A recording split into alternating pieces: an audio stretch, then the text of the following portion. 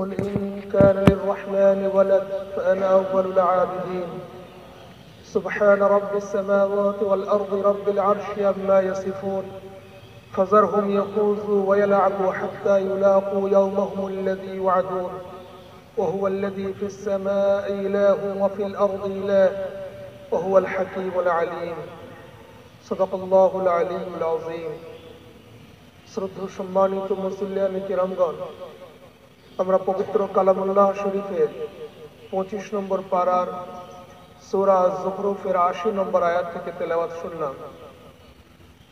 আমরা ইতিপূর্বের আয়াত, যে আয়াতগুলি গত শুক্রবারে শুনছিলাম, সেখানে আল্লাহ রাব্বুল আলামিন তার সেই বান্দাদের কথা তিনি নিয়ে আসছিলেন যাদেরকে এত সুন্দর এবং সহজভাবে কিতাব, রিসালাত, আল্লাহর একত্ববাদ, এই সমস্ত বিষয়গুলোকে বোঝানোর পরেও যারা বোঝে না, তাদের চরম শাস্তি এবং দুর্দিনের কথা তিনি উল্লেখ করেছিলেন যে তাদেরকে শাস্তি দেওয়া হবে। সেই শাস্তি ঘোষণার পরে আল্লাহ রাব্বুল আলামিন বললেন যে আমি পৃথিবীতে সত্যকে সুন্দরভাবে প্রকাশ করেছি, কিন্তু অধিকাংশ মানুষ তারা সেটাকে বিশ্বাস করে না, গ্রহণ করে না। লাকাদ জিনাকুম বিল হাক্কি ওয়ালাকিন্না আকতারাহুম লিল হাক্কি কারিহুন। তারা এই হক কথাকে গ্রহণ তো করে না, তারা অপছন্দ করে। আল্লাহ রাব্বুল আলামিন আজকের যে আয়াত আমরা তেলাওয়াত শুনেছি, এই আয়াতের মধ্যে একটা প্রশ্ন জাগে, সেই প্রশ্নের তিনি উত্তর দিচ্ছেন। যত সুন্দর উপস্থাপনের পরেও, এত সহজে বোঝানোর পরেও মানুষ গ্রহণ করে না কেন? মানুষ এটাকে মেনে নেয় না কেন? আল্লাহ রাব্বুল আলামিন বলছেন, মনে হয় অনেক মানুষ তারা এই জন্য ইসলামের এই নীতি, নবীর এই আদর্শকে তারা গ্রহণ করেন না। তারা মনে মনে ভাবেন যে আল্লাহর নবী সাল্লাল্লাহু আলাইহি ওয়াসাল্লাম পবিত্র কোরআনের আয়াতের মাধ্যমে আল্লাহর যে বাণী আমাদেরকে শোনাচ্ছেন, এ সবেরই ফল প্রতিফলিত হবে পরকালে, মরণের পরে, আখিরাতে। কিছু কিছু সময় সেটা আমরা ইহকালেও দেখি, আল্লাহ ফলিয়ে দেন, কিন্তু মৌলিকভাবে অধিকাংশ আল্লাহ রাব্বুল আলামিনের বা ইসলামের নীতি এবং রীতি হলে এই সৎ অসৎ, ভালো মন্দ, এর পরিণাম এবং পুরস্কার সবকিছুই আমরা পাবো পরকালে, সেটাই চূড়ান্ত। তো আল্লাহ রাব্বুল আলামিন বলছেন, সেই পরকালকে যেহেতু ইহলোকে দেখা যায় না, অনুভব করা যায় না, তো তারা ভাবে যে আল্লাহ রাব্বুল আলামিন বলেছেন তার রসুলের মাধ্যমে, সে রসুলও তো চলে গেছে, আর আল্লাহ রাব্বুল আলামিন আমরা যে তার বাণী, তার আদেশ অমান্য করছি, এটাকে তিনিও দেখছেন না, রসুলও নাই। সুতরাং পরকালে কবে আমরা উত্থিত হব, আমরা উঠবো, তখন হয়তো আমাদের এই সমস্ত কোনো নথি, কোনো কিছুই থাকবে না, আমাদের প্রমাণ থাকবে না যে আমরা অন্যায় করেছি। অন্যায়ের প্রমাণ থাকলে তারপরে তো শাস্তি। যদি অন্যায়ের প্রমাণের কোনো ছাত্র আমরা যখন দেখি, ছাত্র যদি মনেই করে নেয় যে আমার স্কুল ক্যাম্পাসে আজকে কোনো টিচার্স নেই, তারা বাড়ি গেছেন বা বাইরে কোনো মিটিং আছে, তখন ছাত্ররা তারা তাদের মতোই থাকে। আর যখন ছাত্ররা বুঝতে পারে যে ওই হেড স্যার আসছেন বা অমুক টিচার ওই ক্যাম্পাসে ঢুকে গেছেন, তারা একটা সতর্ক হয়ে যায়, কেন দেখতে পাচ্ছে, দেখছেন উনি। এই দেখার কারণে কি, যদি আমার চলা, আমার ওঠার মধ্যে ভুল হয়, তাহলে তিনি শাস্তি দেবেন, সুতরাং সে সতর্ক হয়। তো আল্লাহ রাব্বুল আলামিন বলছেন, এই যে টিচার্স আসছেন, কোন কেউ তাকে দেখছে, মানুষ অনুভব করে, সতর্ক হচ্ছে, পৃথিবীবাসী আল্লাহ রাব্বুল আলামিনকে তারা চাক্ষুষ করছেন না। নবী রাসূল সাল্লাল্লাহু আলাইহি ওয়াসাল্লাম যারা ছিলেন, তারা অতীত হয়ে গেছেন, তারা ভাবছে আমাদের এই অন্যায়গুলো আর কেউই দেখছেন না, আমাদের এই পৃথিবীর ক্যাম্পাসে আল্লাহর আর কেউ কোনো প্রতিনিধি নেই, সুতরাং আমরা আমাদের মতোই চলতে পারি, উচ্ছৃঙ্খল জীবনযাপন করতে পারি, যেমন শিক্ষকহীন ক্যাম্পাস ছাত্ররা থাকে। আল্লাহ রাব্বুল আলামিন ঠিক তাদেরকে যেন বলছেন, আম ইয়াহসাবুন আল্লা লা নাসমাউ সিররাহুম ওয়া নাজওয়াহুম।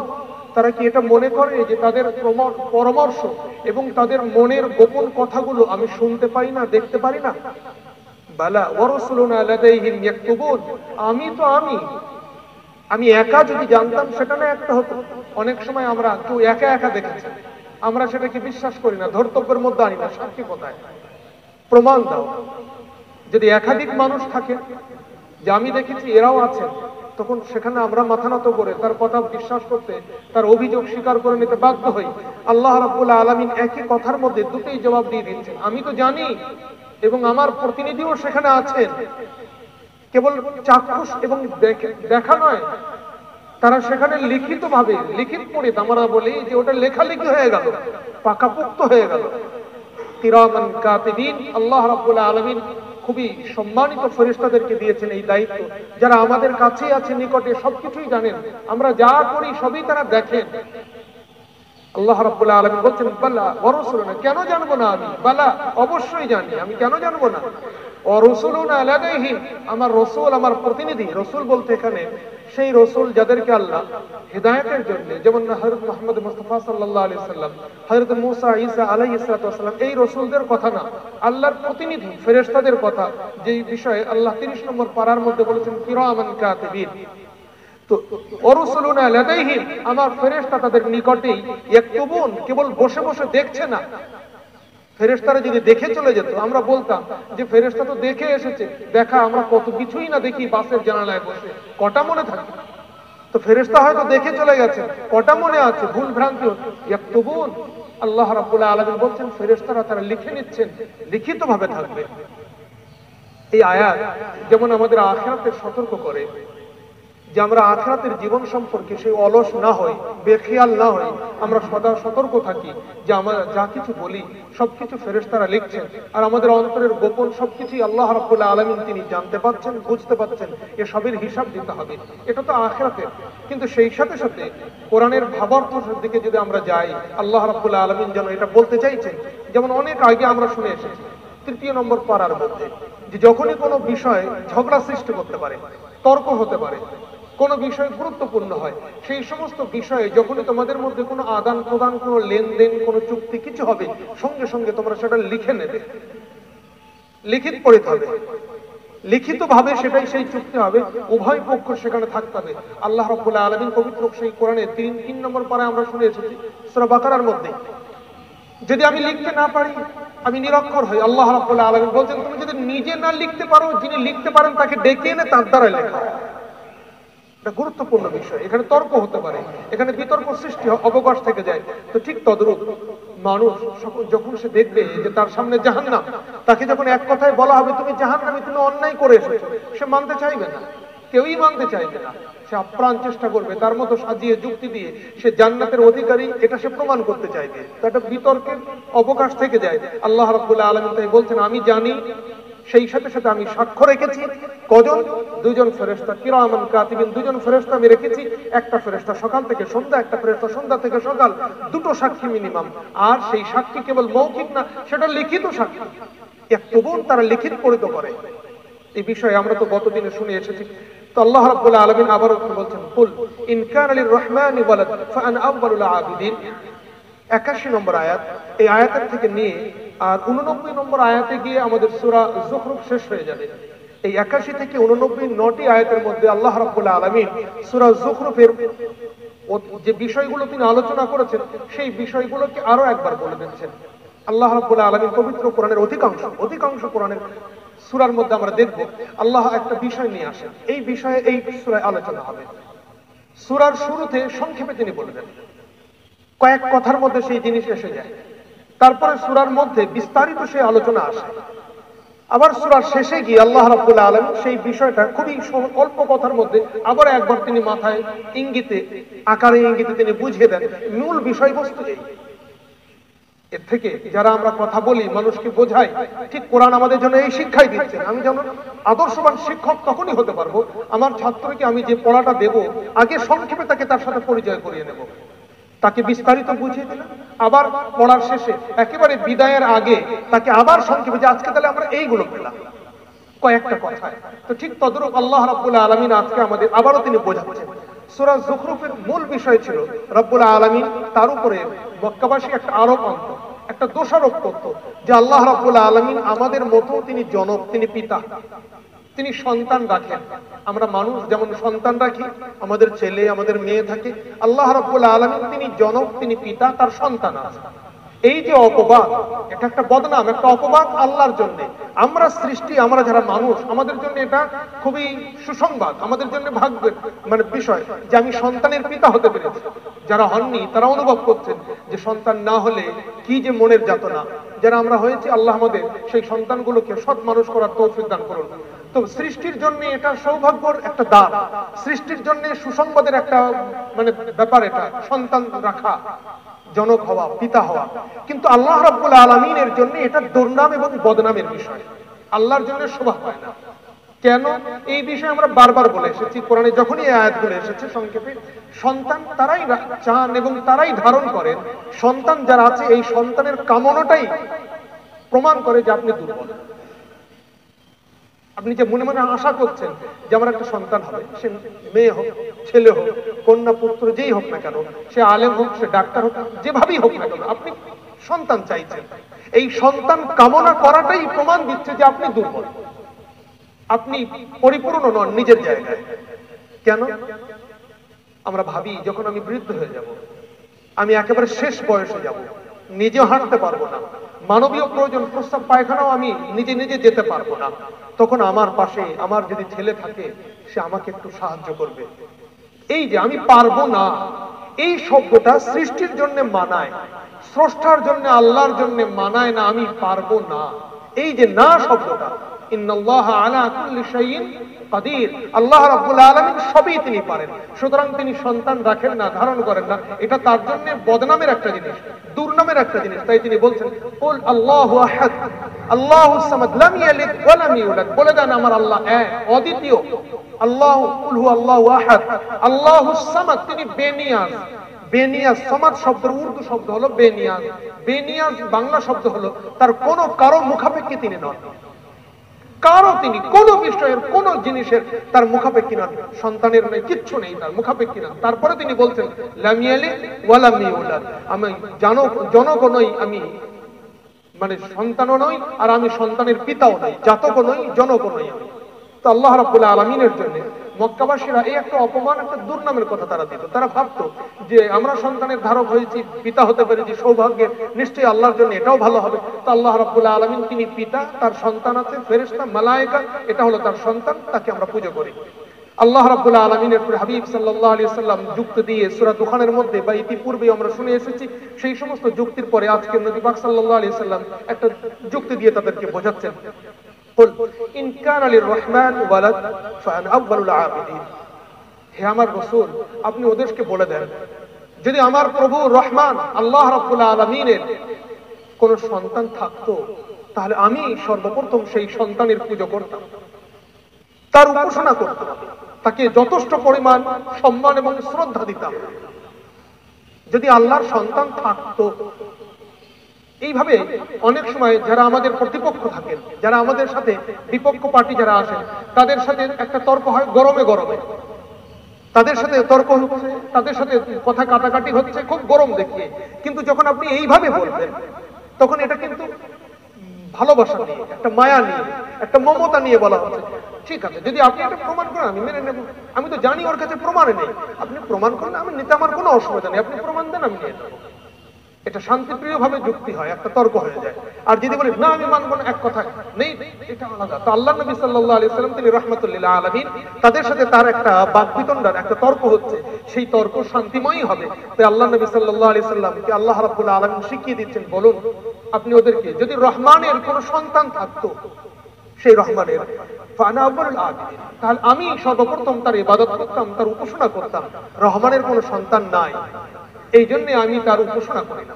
কেন সন্তান নাই? অনেক যুক্তি, অনেক তার পিছনে অনেক দলিল। সব দলিলের এক দলিল এই, যেটা একটু আগে বললাম, সন্তানের আশা রাখা, সন্তানের পিতা হওয়া তো দূরের কথা, সন্তানের মনে মনে আশা রাখা, এটাই প্রমাণ করে আমি আমার জায়গায় দুর্বল। আর যিনি মহান সৃষ্টিকর্তা, তিনি কোনো মতে কোনো সময়ের জন্য দুর্বল নয়, তিনি সক্ষম। ইন্নাল্লাহা আলা কুল্লি শাইইন কাদির, সুতরাং তার জন্য সন্তান চলে না। সুবহান রাব্বিস সামাওয়াতি ওয়াল আরদি রাব্বিল আরশ আম্মা ইয়াসিফুন, আল্লাহ রাব্বুল আলামিন বলছেন আল্লাহ সক্ষম, তিনি দুর্বল নন, তিনি সক্ষম। কেমন? তো আল্লাহ রাব্বুল আলামিন বলছেন সুবহান, পবিত্র তিনি কে? রাব্বিস সামাওয়াতি ওয়াল আরদ, যিনি আসমান এবং জমিনের মালিক, যিনি আরশের মালিক। আম্মা ইয়াসিফুন, তিনি পবিত্র, তিনি সুবহান অর্থাৎ তিনি পবিত্র ওই বিষয় থেকে। আম্মা ইয়াসিফুন, যে বিষয়ে তারা আল্লাহর সাথে আরোপ করে, আল্লাহর বিষয়ে তারা যে কথা বলেন যে আল্লাহ পিতা, আল্লাহ জনক, এই বিষয় থেকে আল্লাহ রাব্বুল আলামিন পবিত্র। কেন? তিনি আসমানের মালিক, তিনি জমিনের মালিক, তিনি আরশেরও মালিক। আসমান আর জমিন যে মালিকের পরে আল্লাহ রাব্বুল আলামিন রব্বুল আরশ আলাদা করে বলেছেন। কেন? আল্লাহ রাব্বুল আলামিন আমাদের যে পৃথিবী দিয়েছে, এই পৃথিবী এখনো পর্যন্ত আমরা সমস্তটাই ভালো করে দেখতেই শিখলাম না। আকাশ তো আকাশ, বিজ্ঞানী ভাই যারা রয়েছেন, যারা গবেষণা করেন, তারাই বলছেন এই আকাশ আর এই পৃথিবী কেবল একটা নয়, লক্ষ কোটি নক্ষত্র রয়ে গেছে।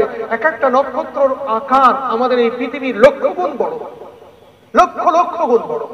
এই কোটি কোটি অগণিত যে সমস্ত নক্ষত্র এখনো আবিষ্কার আমরা করতে পেরেছি, আর যেগুলো আমরা আগামীতে করব, যখন কোরআন নাজিল হচ্ছিল তখন এতগুলো আবিষ্কার হয়নি, এখন আমরা অনেকগুলো করে নিয়েছি। এই সমস্ত কিছুকে আল্লাহ রাব্বুল আলামিনের আরশের সামনে বলা হয়। আমরা পৃথিবী থেকে যেমন আমাদের চাঁদ সূর্যকে বা ওই তারাকরাদিকে ছোট ছোট দেখি, আল্লাহর আরশের সামনে, আরশের তুলনায় পৃথিবীর এই যাবতীয় নক্ষত্র, এই সমস্ত যা কিছু আমরা জানি আর যা জানি না, সব ওই একটা বিন্দুর মতো। সুবহানাল্লাহ। সেই আরশের মালিক যিনি, তিনি কোন রকমের দুর্বলতার অধিকারী হতে পারেন? তার মধ্যে কোন রকমের দুর্বলতার সম্ভাবনা আসতে পারে না। তাই তিনি বলছেন সুবহান, তিনি পবিত্র, তিনি এই দোষ থেকে অনেক, মানে তিনি পবিত্র। কোন সেই দোষ? কেন? এই জন্য তিনি রবের, আসমানের রব, তিনি জমিনের রব, তিনি আরশের রব। আম্মা ইয়াসিফুন, তাকে এই বিষয়ে তোমরা আরোপ করো না, এই দোষারোপ তোমরা দিও না। এরপরেও তো কিছু মানুষ আল্লাহকে দোষারোপ করে। আল্লাহর এত ক্ষমতা, আল্লাহর এত বেশি শক্তি, এত কিছু পরিচয়, এসব জানার পরেও আমরাই বিধর্মী যারা আমরা আল্লাহকে বিশ্বাসী, আমরাও অনেক সময় আল্লাহকে দোষারোপ করে বসি। আল্লাহ রাব্বুল আলামিন এর পরের আয়াত মূলত কাফেরদের, যারা আল্লাহর সম্পর্কে এই ধারণা রাখে যে আল্লাহ সন্তানের পিতা, তাদেরকে উত্তর দিচ্ছেন, ফাযারহুম ইয়াখুযু ওয়া ইয়ালআবু হাত্তা ইউলাকু ইয়াওমাহুম আল্লাযী ইউআদুন। হে আমার রাসূল, যাদেরকে সত্য সুন্দর করে বোঝানোর পরে, সহজভাবে সত্য জিনিস সুন্দরভাবে বুঝিয়ে দেওয়ার পরে যারা বোঝে না, তাদের সাথে আপনি আর তর্ক করবেন না। এরা সত্য বিমুখ, সত্য পছন্দ এরা করে না, সত্যের অনুসন্ধান মানে সন্ধানী এরা নয়, এরা সত্য বিমুখ, এরা জেগে ঘুমায়। সুতরাং এদেরকে আর ডাকবেন না। আল্লাহ রাব্বুল আলামিন তার হাবিবকে বলতেন ফাযারহুম ইয়াখুযু ওয়া ইয়ালআবু, এদেরকে ছেড়ে দেন। ইয়াখুযু ওয়া ইয়ালআবু, এরা কথার মধ্যেই লিপ্ত থাকো, নিজেদের কথার বানিয়ে কথা বলতে থাকো। ওয়া ইয়ালআবু, এবং তারা খেল তামাশার মধ্যে লিপ্ত থাকো। হাত্তা ইউলাকু ইয়াওমাহুম আল্লাযী ইউআদুন, এতদিন পর্যন্ত এই খেল তামাশায় তারা, এই যুক্তির আবরণের মধ্যে তারা লিপ্ত থাকবে, যতক্ষণ তারা তাদের সাক্ষাৎ হয়ে যাবে সেই দিনের সাথে, যে দিন তাদেরকে অঙ্গীকার করা হয়েছে, যে দিনের বিষয়। অর্থাৎ কোন সেই দিন? অধিকাংশ মুফাসসিরিন তারা এক কথাই তো বলছেন, এখানে দিন বলতে কিয়ামতের দিন, হাসরের দিন, যে দিনে আল্লাহ আমার আপনার সকলের তিনি বিচার করবেন। কিন্তু কোন কোন মতে আবার আসছে এখানে দিন বলতে মরণের দিন, আমার মরণের সময়। কারণ ওই মরণের সময় থেকে তার পরকালের দৃশ্য তার সামনে খুলে যাবে, সবকিছু সে বুঝতে পারবে, দেখতে শিখবে, সে ফেরেশতাদেরকে দেখবে, আখিরাতের পর্দা আল্লাহ হটিয়ে নেবে, সবকিছু তার কাছে চাক্ষুষ হয়ে যাবে। হাত্তা ইউলাকু ইয়াওমাহুম আল্লাযী ইউআদুন, যে মরণের দিন তাদেরকে দেওয়া হয়েছে, যে অমুক সময় তোমার মরণ, এই অঙ্গীকার, সেই দিন তাদের এসে যাক, অথবা কিয়ামতের দিন তাদেরকে এসে যাক। আহুয়াল্লাযী ফিস সামাই ইলাহু ওয়া ফিল আরদি ইলাহ। আল্লাহ রাব্বুল আলামিন মক্কাবাসীদের একটা স্বভাবের কথা বলছেন, যে এই মক্কাবাসীরা এত সুন্দর করে বোঝানোর পরেও তারা আল্লাহকে স্বীকার করলো না, আল্লাহকে তারা সঠিকভাবে ইবাদত বন্দেগী দিয়ে তারা বরণ করতে পারলো না। অথচ মক্কাবাসীদেরকে যখন জিজ্ঞাসা করা হয়, বলতো এই আকাশ জমিন কে সৃষ্টি করেছেন? লাত, উজ্জা, মানাত, হুবল কে সৃষ্টি করেছেন? মক্কার অধিবাসী তারাই বলেন, যারা লাত, উজ্জা, মানাতের পূজা করেন, তারা বলছেন না, আসমান এবং জমিন সৃষ্টি করেছেন একমাত্র আল্লাহ। আল্লাহ রাব্বুল আলামিন সৃষ্টি করেছেন। ওয়াহুয়াল্লাযী ফিস সামাই ইলাহু ওয়া ফিল আরদ, ওয়াহুয়াল্লাযী ফিস সামাই ইলাহু ওয়া ফিল আরদি ইলাহ ওয়া হুয়াল হাকীমুল আলীম। ওই বিষয়টা একটু পরে আসছে, এক আয়াত পরে নজরে পড়ে দেন। ওয়াল্লাযী ফিস সামা, আল্লাহ রাব্বুল আলামিন বলছেন, সেই আল্লাহ রাব্বুল আলামিন, তার মধ্যে কোনো দুর্বলতা নেই, তিনি সক্ষম, তিনি কারো মুখাপেক্ষী নন। কেন? একটু আগে আল্লাহ রাব্বুল আলামিন বলছেন তিনি আসমান এবং জমিনের মালিক, তিনি আরশের মালিক। ওয়াহুয়াল্লাযী ফিস সামা, আল্লাহ তো সেই আল্লাহ, তিনি আসমানের অধিবাসী যারা, তাদেরও আল্লাহ তিনি। অফিল আরদি ইলাহুন, আর জমিনের যারা অধিবাসী, জমিনের জন্য ইলাহ, মাবুদ একমাত্র আল্লাহ, আল্লাহ ছাড়া অন্য কোনো ইলাহ নেই। ওয়াহুয়াল হাকীম আল আলীম, তিনি প্রজ্ঞাময়, তিনি সর্বাজ্ঞ, তিনি অনেক পাণ্ডিত্য রাখেন এবং তিনি সবকিছু জানেন। এই জন্যই আল্লাহ রাব্বুল আলামিন তিনি আল্লাহ। তাবারাকাল্লাযী লাহু মুলকুস সামাওয়াতি ওয়াল আরদি ওয়া মা বাইনাহুমা ওয়া ইনদাহু ইলমুস সাআ ওয়া ইলাইহি তুরজাউন। 85 নম্বর আয়াত আল্লাহ রাব্বুল আলামিন আবারও তিনি তারই পরিচয় দিচ্ছেন এই আয়াতগুলোর মধ্যে। তাবারাকাল্লাযী, বরকতময় সেই জাত, সেই সত্তা, লাহু মুলকুস সামাওয়াতি ওয়াল আরদ, যে সত্তার মানে মালিকানায়, যে সত্তা একমাত্র মালিক কার? আসমান এবং জমিনের, আমা বাইনাহুমা, এবং আসমান জমিনের মধ্যবর্তী যা কিছু আমরা দেখি সবই তার মালিকানায়। ওয়া ইনদাহু ইলমুস সাআ, আর তার কাছেই আছে কিয়ামত বা মহাপ্রলয়ের জ্ঞান তিনিই রাখেন। ওয়া ইলাইহি তুরজাউন, আর তার কাছেই তোমরা প্রত্যাবর্তিত হবে, তোমরা ফিরে যাবে।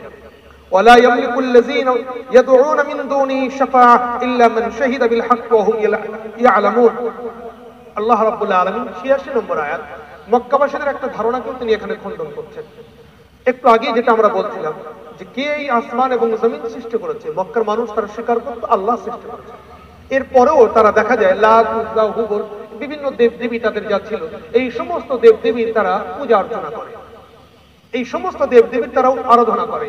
তাদেরকে যখন জিজ্ঞাসা করা হয় তোমরা তো স্বীকার করো যে আসমানের মালিক আল্লাহ, জমিনের মালিক আল্লাহ, এর সবকে সৃষ্টি করেছেন আল্লাহ, তাহলে পুজোটা আল্লাহকে না দিয়ে হুবলকে কেন দাও? সেজদাটা তোমরা আল্লাহকে না দিয়ে উজ্জাকে কেন দাও?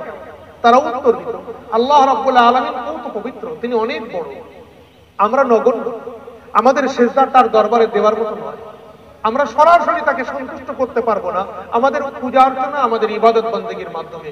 আমরা আল্লাহ রাব্বুল আলামিন, এই যে লাত, উজ্জা, মানাত তোমরা দেখছো, এরা আল্লাহর অনেক নিকটের মানুষ, এদেরকে আমরা সন্তুষ্ট করছি, এদের মাধ্যমে আমরা আল্লাহকে খুশি করে জান্নাত পেতে চাই।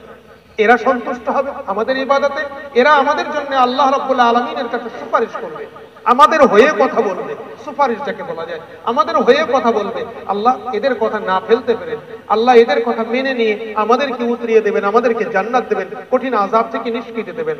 আল্লাহ রাব্বুল আলামিন এই দাবিকে তিনি খণ্ডন করছেন। আল্লাহ রাব্বুল আলামিন বলছেন ওয়ালা ইয়ামলিকুল্লাযীনা ইনদাহু ওয়ালা ইয়ামলিকুল্লাযীনা ইয়াদউনা মিন দুনিহি শাফাআ ইল্লা মান শাহিদা বিল হক ওয়া হুম ইয়ালামুন।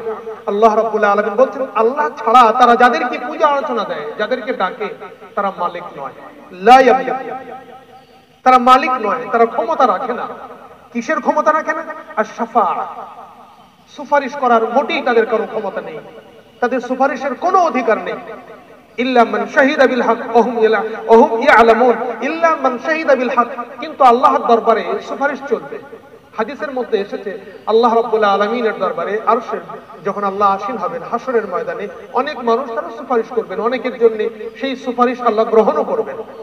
কাদের সুপারিশ সেটাই বিষয়ে বলছেন আল্লাহ সংক্ষিপ্ত আকারে, ইল্লা মান শাহিদা বিল হক ওয়া হুম ইয়ালামুন, কিন্তু যারা সত্যকে স্বীকার করে এবং সত্যকে মেনে নেয় তাদের সুপারিশ আল্লাহ রাব্বুল আলামিন গ্রহণ করবেন। অর্থাৎ যারা প্রকৃতপক্ষে ঈমানদার তাদের সুপারিশ আল্লাহ গ্রহণ করবেন। সেই ঈমানদারের যারা উচ্চাঙ্গের, যেমন নবী এবং রাসূল তাদের, তারপরে যারা আসছেন সাহাবা, তারপরে যারা আসছেন তাবি বা আলিম উলামা, হাফিজ কোরআন, এই ধরনের আমাদের বলতে পারি আল্লাহওয়ালা মানুষ, যাদেরকে আমরা আমাদের ভাষায় বলি পীর, আল্লাহওয়ালা মানুষ, বুজুর্গ মানুষ, এই ধরনের মানুষ, নেক মানুষ, তারা আল্লাহ রাব্বুল আলামিনের দরবারে সুপারিশ করবেন, আল্লাহ ওই সুপারিশ গ্রহণ করবেন। কিন্তু এই মক্কাবাসী যাদেরকে ইবাদত করছে এরা লা ইয়ামলিকু, এরা মোটেই মালিক নন, মোটেই তারা অধিকার রাখে না। আল্লাযীনা ইয়াদউনা মিন দুনি, আল্লাহ ছাড়া যাদেরকে তারা উপাসনা করে, আশ-শাফাআতা, কোন রকমের কোন সুপারিশ তারা করতে পারবে না। ইল্লা মান শাহিদা বিল হক ওয়া হুম ইয়ালামুন, কিন্তু যারা সত্যকে স্বীকার করে নেয়, সত্যকে জানে, তারা সুপারিশ করবেন। ওয়ালা ইন সাআলতাহুম মান খালাকাহুম লা ইয়াকুলুনাল্লাহ, যদি তাদেরকে জিজ্ঞাসা করা হয় তোমাদের কে সৃষ্টি করেছে, এই আসমান জমিন কে সৃষ্টি করেছে, এই মক্কার মানুষেরা তারাই বলবে লা ইয়াকুলুনা, তারা অবশ্যই বলবে অবশ্যই অবশ্যই আল্লাহ, আল্লাহ সৃষ্টি করেছেন। আল্লাহ রাব্বুল আলামিন তিনি আশ্চর্য হয়ে বলছেন, আশ্চর্যের বিষয়, আল্লাহ সৃষ্টিকর্তা, আল্লাহ বিশ্ব নিয়ন্তা, এই ধারণা তারা মনে মনে পোষণ করছেন, তারা এই ধারণা মনে মনে রাখছেন, অথচ আল্লাহ ছাড়া অন্যকে তারা ডাকছেন। ফান্না ইউফাকুন, কোথায় তারা চলে যায়, কোথায় তারা পথভ্রষ্ট হয়ে অপরের কাছে কেন মাথা নত করে? তো মক্কার মানুষদের জন্য আল্লাহ রাব্বুল আলামিন এই আয়াতগুলো নিয়ে এসেছেন। কিন্তু আজকে আফসোসের সাথে বলতে হয়, আজকে মক্কার সেই কাফের লাত, উজ্জা, মানাতের তো আর পূজা হয় না, কিন্তু যেন বাহ্যিকভাবে আমরা যদি দেখি সেই চিত্র আমাদের মধ্যেও রয়ে গেছে, ঠিক সেই চিত্র। আজকে আমরাও কোনো না কোনো মাজারে গিয়ে, কোনো কবরে গিয়ে আমরা মাথা নিচু করে দেই, আমরা সেখানে সেজদা দেই। অনেক মানুষ আমরা আছি সেজদা দেই না, কিন্তু আমরা সরাসরি সেই কবরওয়ালার কাছেই চাই, হে বাবা তুমি আমাকে দাও। কবরওয়ালার কাছেই আমরা চেয়ে বসি। আমি টিকিট কাটি, অনেকে আসেন আজমিরের, এক ভাই এসে বলছেন হুজুর টিকিট কেটে দেন আজমিরে, ব্যবসায় মন্দা যাচ্ছে, ভালো হচ্ছে না, খাজা বাবার দরবারে গেলে খালি হাতে ফিরবো না, কিছু হবেই হবে। বলুন দেবেন কে? আল্লাহ। তিনি নামাজ পড়েন, তিনি আমার মতো, আমাদের সমাজের, আমাদের সবই। কিন্তু এই যে ধারণা আমাদের যে উনি দেবেন, দেনেওয়ালা কে? আল্লাহ। চাবো কার কাছে? আল্লাহ। খুব বেশি বেশি তার কবর জিয়ারত করে বলতে পারি, গো আল্লাহ তোমার নেককার বান্দা ছিল, লক্ষ কোটি মানুষের মধ্যে একজন মঈনুদ্দিন পাওয়া যায় না, এত বড় আল্লাহ বলা, ওগো আল্লাহ ইনি যেভাবে তোমার প্রিয় হয়েছেন, তার কিছু ফয়েজ রুহানি বরকত আমাদের দিয়ে আমাদেরকেও তার তরিকার উপরে চলে তোমার প্রিয় হবার তৌফিক দান করো। তুমি এনাকে যেভাবে গ্রহণ করেছো, কবুল করেছো, আমাদের ভুল ভ্রান্তি গুলো মাফ করে দিয়ে আমাদেরকেও একটু তুমি কবুল করে নাও। এটা তো বলতে পারি আমরা, এটা তো বলতে পারি, ওগো আল্লাহ তুমি এনার মাধ্যমে, আমাদের পূর্বপুরুষরা হয়তো এনার ওসিলায় এনার মাধ্যমে ঈমান পেয়েছিলেন, নচেত আমরাও তো ছিলাম কোনো কেউ সেই ডোম কাওয়ার আরো কিছু। ওগো আল্লাহ যার মাধ্যমে আমার পূর্বপুরুষ ঈমানদার হয়েছে, আজকে আমি কলেমা শিখেছি, তার কবরের পাশে দাঁড়িয়েছি, তুমি উত্তম বদলা তার কবরে দান করো, তাকে অনেক অনেক পুরস্কার দিয়ে তাকে ধন্য করো। এটা বলতে পারি। কিন্তু এটা কি করে বলতে পারি, খাজা বাবা আমি অসহায় হয়ে তোমার কাছে এসেছি, ব্যবসায় অনেকদিন কোনো লাভের মুখ দেখিনি, আমাকে তুমি গরিব নওয়াজ, তুমি গরিবদের দেখো, তুমি আমাকে হাত ধরে দাও। এটা কি করে বলি? সরাসরি শিরকের কালাম। বলুন এখানে শিরকের বাদটা কি থাকছে? আল্লাহর সাথে শরীক নাই, কোন অংশে আমি বাদ রাখলাম? দেনেওয়ালা তো আল্লাহ, দেনেওয়ালা একমাত্র মালিক। আমার কপালে, আমরা তো সেই ইমানে মুজমাল আর ইমানে মুফাসসাল পড়ি যে আমার ভাগ্যে যত মন্দ আর ভালো ভালো সবকিছুই একমাত্র আল্লাহর পক্ষ থেকে আসে। মিন খাইরিহি ওয়া শাররিহি মিনাল্লাহি তাআলা।